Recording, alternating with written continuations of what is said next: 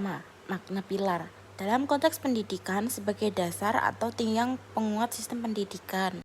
Dalam konteks pendidikan, pilar sebagai fundamental, prinsip utama atau tiang penyangga yang menentukan arah, stabilitas, dan kualitas seluruh sistem pendidikan. Tanpa pilar yang kokoh, sistem pendidikan akan kehilangan tujuan dan relevansinya terhadap perkembangan zaman. Pilar pendidikan bukan sekadar struktur kurikulum, melainkan komitmen sistematik untuk menyeimbangkan antara penguasaan kognitif, keterampilan praktis, kematangan karakter, dan nilai sosial, agar individu siap menghadapi ketidakpastian masa depan.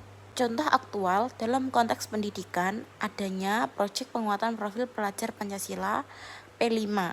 Siswa tidak hanya menghafal teori, tetapi melakukan aksi nyata seperti proyek daur ulang atau kewirausahaan untuk menyelesaikan masalah di lingkungannya. Kedua, prinsip dasar pendidikan menurut Ki Hajar Dewantara ing ngarsa Suntulodo ing madya mangunkarsa Tuturi Handayani. Filosofi pendidikan Ki Hajar Dewantara KHD bukan sekadar slogan, melainkan sistem kepemimpinan pendidikan yang menempatkan pendidik sebagai katalisator, bukan instruktur otoriter. Konsep ini berpusat pada kemerdekaan belajar murid.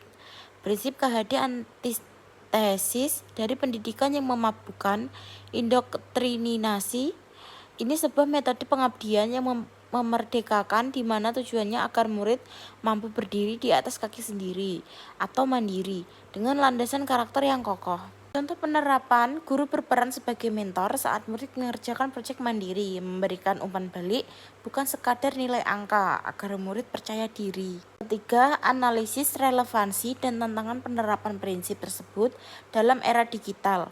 Misalnya dalam pembelajaran daring, literasi digital, karakter peserta didik, dan peran guru. Relevansi prinsip pendidikan di era digital terletak pada humanisasi teknologi. Teknologi hanyalah alat, tools, sementara karakter dan etika tetap menjadi fondasi yang harus dikawal oleh guru.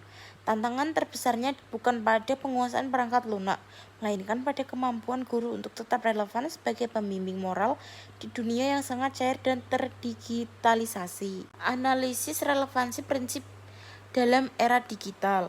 Guru berperan sebagai kurator dan fasilitator yang memicu motivasi di tengah banjir informasi, mengubah peran dari sumber ilmu tunggal menjadi navigasi belajar.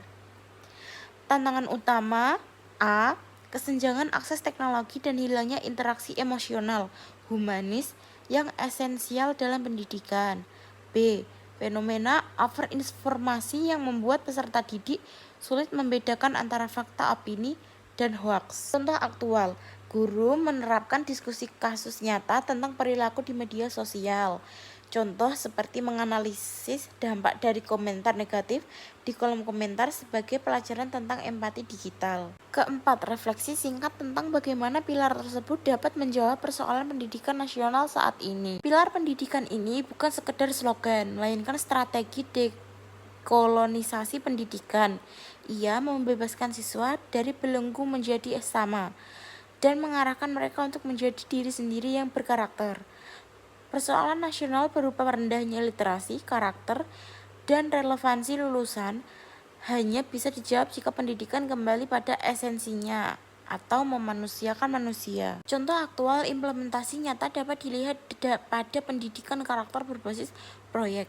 Alih-alih memberikan ujian tertulis, sekolah menugaskan siswa untuk mengidentifikasi masalah lingkungan di desa mereka dan merancang solusi digital, misalnya aplikasi pengelolaan sampah.